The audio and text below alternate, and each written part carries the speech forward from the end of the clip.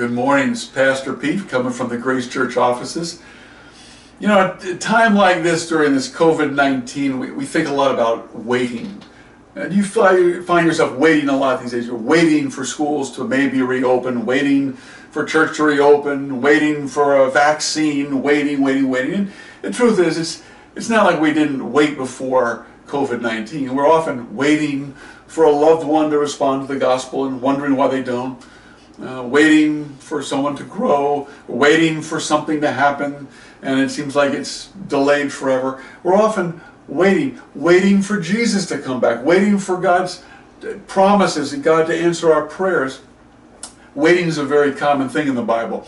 You know who F.B. Meyer was? F.B. Meyer was a very popular British pastor, 100 years, 120 years ago. And he wrote about Abraham. And I want to read to you something he said about waiting in relation to Abraham. He said, God has set his times. It's not for us to know them. Indeed, we cannot know them. We must wait for them. If God had told Abraham that he must wait 25 years until he pressed the promised child Isaac to his bosom, his heart would have failed him. You see what he's saying is, if God had, the moment he called Abraham, said, I'm going to make you into a great nation, and through your seed all the families of the earth will be blessed, but you're going to have to wait for 25 more years until you're 100 for Sarah to give birth to a son, he would have given up. He would have passed out right there. He wouldn't have endured.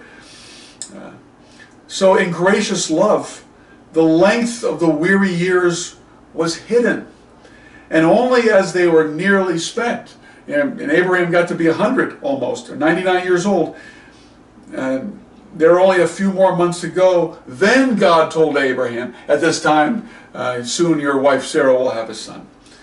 You know, according to the time of life, Sarah shall have a son. Now think about this in our own lives.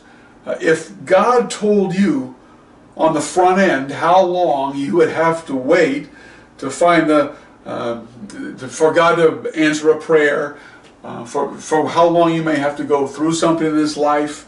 If God told you right off the bat how long it would be, you'd lose heart. You'd say, I can't do it. You would simply say, think some of you who have lived long enough, look back over some times of trials you went through. Maybe one of your children was wayward and far from the Lord. Maybe there was some great pain or illness in your life or suffering, or a time of real turbulence. If God had told you off the bat how long that was going to last, you would have passed out on the spot. But also God often doesn't tell us the time frame so that we don't lose heart. You would grow weary in well-doing, and so would I. But God doesn't. He just says often, wait. Trust me. I keep my word. I'm in no hurry. In the process of time, I'm developing you to be ready for the promise. Jesus is coming back. It's a promise, but that involves waiting and waiting. Peter says in his second epistle, he says, God is not slow or slack concerning his promise. It's just that it all happens at the right time. God knows what he's doing. And no matter what you're going through in your life, no matter what you're waiting for, God's not slack. God hasn't forgotten you. But he brings all things together. They all work together for good in his timing. Amen.